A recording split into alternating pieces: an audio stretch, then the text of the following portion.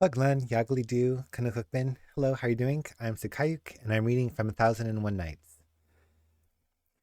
When it was the seventh night, she continued, It hath reached me, O auspicious king, that when the fishes spoke, and the young lady upset the frying pan with her rod, and went forth by the way she came, and the wall closed up, the wazir cried out, This is a thing not to be hidden from the king.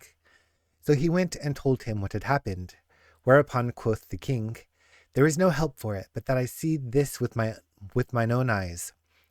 Then he sent for the fisherman, and commanded him to bring 4 other fish like the first, and to take with him 3 men as witnesses. The fisherman at once brought the fish, and the king, after ordering them to give him 400 gold pieces, turned to the wazir and said, Up and fry me the fishes here before me.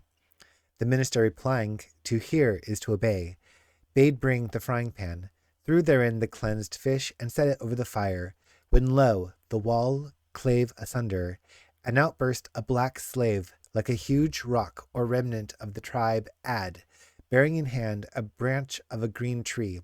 And he cried in loud and terrible tones, O fish, be ye all constant to your antique covenant? Whereupon the fishes lifted their heads from the frying pan and said, Yes, yes, we be true to our vow. And they again recited the couplet, Come back, so will I, keep faith, and so will I. But if you fain forsake, I'll requite till quits we cry. Then the huge blackamoor approached the frying pan, and upset it with the branch, and went forth by the way he came in. When he vanished from their sight, the king inspected the fish, and finding them all charred and black as charcoal, was utterly bewildered, and said to the wazir, Verily, this is a matter wherein silence cannot be kept. And as for the fishes, assuredly some marvelous adventure connects with them. So he bade the fisherman, and asked him, Fie on thee, fellow, whence came these fishes? And he answered, From a tarn between 4 heights, lying beyond this mountain, which is in sight of thy city. Quoth the king, How many days' march? Quoth he, O our lord, the sultan, a walk of half hour. The king wondered, and straightway ordering his men to march and horsemen to mount, led off the fisherman who went before as guide, privily damning the Ifrit. They fared on till they climbed the mountain and descended onto the great desert, which they had never seen during all their lives. And the sultan and his merry men marveled much at the world set in the midst of 4 mountains, and the tarn and its fishes of 4 colors, red and white, yellow and blue. The king stood fixed to the spot in wonderment, and asked his troops and all present, Hath any one among you ever seen this piece of water before? And all made answer, O king of the age, never did we set eyes upon it during all our days. They also questioned the oldest inhabitants they met, men well stricken in years, but they replied, each and every, A lakelet like this we have never saw in this place.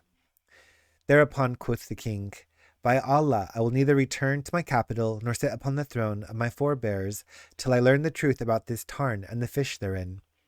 Then he ordered his men to dismount and bivouac all around the mountain, which they did, and summoning his wazir, a minister of much experience, sagacious, of penetrating wit, and well versed in affairs, said to him, "'Tis in my mind to do certain thing, wherefore I will inform thee. My heart telleth me to fare forth alone this night, and root out the mystery of this tarn and its fishes. Do thou take thy seat at my tent door, and say to the emirs and wazirs, the nabobs and the chamberlains, in fine to all who ask thee, the Sultan is ill at ease, and he hath ordered me to refuse all admittance.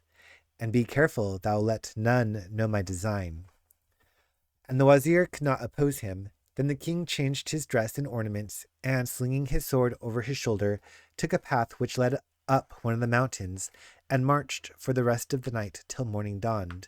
Nor did he cease wayfaring till the heat was too much for him. After his long walk he rested for a while, and then resumed his march, and fared on through the second night till dawn, when suddenly there appeared a black point in the far distance. Hereat he rejoiced to himself, "Happily someone here shall acquaint me with the mystery of the tarn and its fishes." Presently drawing near the dark object, he found it a palace built of swart stone plated with iron, and while one leaf of the gate stood wide open, the other was shut. The king's spirits rose high as he stood before the gate and rapped a light rap. But hearing no answer, he knocked a second knock, and a third, yet there came no sign. Then he knocked his loudest, but still no answer, so he said, "Doubtless 'tis empty." Thereupon he mustered up resolution, and boldly walked through the main gate into the great hall, and there cried aloud, "Hola, ye people of this palace! I am a stranger and a wayfarer. Have you aught here of victual?" He repeated his cry a second time, and a third, but still there came no reply. So strengthening his heart and making up his mind, he stalked through the vestibule into the very middle of the palace, and found no man in it. Yet it was furnished with silken stuffs, gold-starred, and the hangings were let down over the doorways. In the midst was a spacious court, off which sat 4 open saloons, each with its raised dais, saloon facing saloon. A canopy shaded the court, and in the center was a jetting fount with 4 figures of lions made of red gold, spouting from their mouths water clear as pearls and diaphanous gems. Round about the palace birds were let loose, and over it stretched a net of golden wire, hindering them from flying off. In brief, there was everything but human beings. The king marveled mightily thereat, yet felt sad at heart, for that he saw no one to give him account of the waste and its tarn, the fishes, the mountains, and the palace itself. Presently he sat between the doors in deep thought. Behold, there came a voice of lament, as from a heart-grief spent, and he heard the voice chanting these verses. I hid what I endured of him, and yet it came to light, and nightly sleep mine eyelids fled, and changed to sleepless night. O world, O fate, without thine hand, and cease thy hurt and harm. Look and behold my hapless spirit in colour and affright. Wilt ne'er show ruth to high-born youth, who lost him on the way of love, and fell from wealth and fame to lowest basest wight. Jealous of Zephyr's breath was I, as on your form he breathed. But when as destiny descends, she blindeth man's human sight. What shall the hapless archer do when he fronts his foe, and bends his bow to shoot the shaft, shall find his string undight? When cark and care so heavy bear on youth of generous soul, how shall he escape his lot, and wear from fate his palace of flight? Now when the Sultan heard this mournful voice, he sprang to his feet, and following the sound, found a curtain let down over the chamber door. He raised it, and saw behind it a young man sitting upon a couch about a cubit above the ground. And he, fair to the sight, a well-shaped wight, with eloquence dight, his forehead was flower white, his cheeks rosy bright, and a mole on his cheek, breadth like an ambergris might, even as the poet doth indite. A youth slim-waisted, from whose locks and brow the world in blackness and in light is set. Throughout creation's round no fairer show, no rarer sight thine eye hath ever met. A nut-brown mole sits upon a cheek of rosest red beneath an eye of jet. The king rejoiced and saluted him, but he remained sitting in his caftan of silk stuff, purfled with Egyptian gold, and his crown studded with gems of sorts. But his face was sad with traces of sorrow. He returned the royal salute in most courteous wise, adding, O my lord, thy dignity demandeth my rising to thee, and my sole excuse is to crave thy pardon. Quoth the king, Thou art excused, O youth, so look upon me as thy guest. Come hither on an especial object. I would thou acquaint me with the secrets of this tarn and its fishes, and of this palace, and thy loneliness therein, and the cause of thy groaning and wailing. When the young man heard these words, he wept with sore weeping, till his bosom was drenched with tears, and began reciting. Say him who careless sleeps, that while the shaft of fortune flies, how many cloth the shifting world lay low and raised to rise. Although thine eye be sealed in sleep, sleep not the Almighty's eyes, and who hath found time ever fair, or fate in constant guise? Then he sighed a long fetched sigh, and recited, Confide thy case to him, the Lord who made mankind. Quite cark and care, and cultivate content of mind. Ask not the past, or how or why it came to pass. All human things by fate and destiny were designed. The king marveled, and asked him, What maketh thy weep, O young man? And he answered, How should I not weep, when this is my case? Thereupon he put out his hand, and raised the skirt of his garment, where lo, The lower half of him appeared stone, down to his feet, while from his navel to the hair of his head he was a man. The king, seeing this his plight, grieved with sore grief, and of his compassion cried, Alack, and well away! In very sooth, O youth, thou heapest sorrow upon my sorrow. I was minded to ask thee the mystery of the fishes only, whereas now I am concerned to learn thy story as well as theirs. But there's no majesty and there's no might save in Allah, the glorious, the great. Lose no time, O youth, but tell me forthright thy whole tale. Quoth he, Lend me thine ears, thy sight and thine insight. And quoth the king, All are at thy service. Thereupon the youth began, Right wondrous and marvellous is my case, and that of these fishes, and were it graven with gravers upon the eye corners, it were a warner to whoso would be warned. How is that? Asked the king, and the young man began to tell the tale of the ensorcelled prince. Know then, O my lord, that whilome my sire was king of this city, and his name was Mahmud, entitled Lord of the Black Islands, and owner of what are now these 4 mountains, he ruled 60 years, after which he went to the mercy of the Lord, and I reigned as sultan in his stead. I took to wife my cousin, the daughter of my paternal uncle, and she loved me with such abounding love that whenever I was absent she ate not, and she drank not till she saw me again. She cohabitated with me for 5 years, till a certain day when she went forth to the Hammam bath, and I bade the cook hasten to get ready all requisites for our supper. And I entered this palace, and lay down on the bed where I was wont to sleep, and bade 2 damsels to fan my face, one sitting by my head, and the other at my feet. But I was troubled and made restless by my wife's absence, and could not sleep. For although my eyes were closed, my mind and thoughts were wide awake.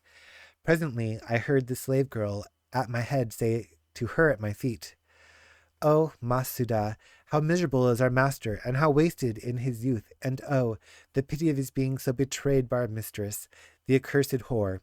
And the other replied, Yes, indeed, Allah curse all faithless women and adulterers. But the like of our masters, with his fair gifts, deserveth something better than this harlot who lieth abroad every night. Then quoth she who sat by my head, Is our Lord dumb, or fit only for bubbling, that he questioneth her not? And quoth the other, Fie on thee! Doth our Lord know her ways, or doth she allow him his choice?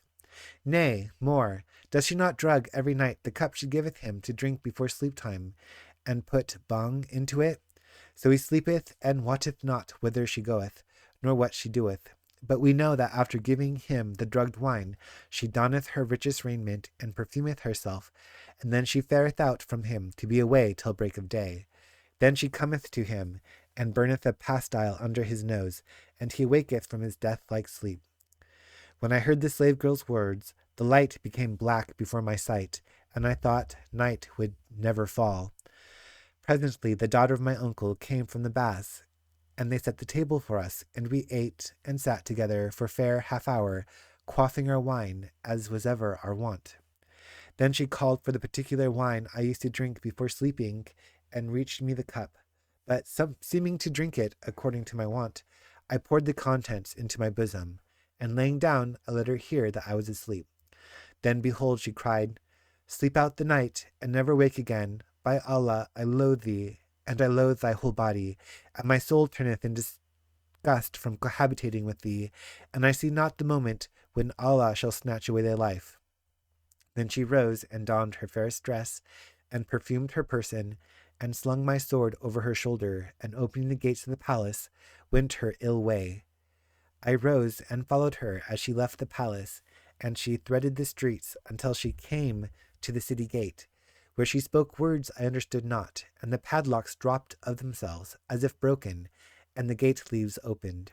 She went forth, and I after her without her noticing aught, till she came at last to the outlying mounds, and a reed fence built about a round roofed hut of mud bricks. As she entered the door, I climbed upon the roof, which commanded a view of the interior, and lo, my fair cousin had gone in to a hideous negro slave, with his upper lip like the cover of a pot, and his lower like an open pot, lips which might sweep up sand from the gravel floor of the cot. He was to boot a leper and a paralytic, laying upon a strew of sugar-cane trash and wrapped in an old blanket and the foulest rags and tatters.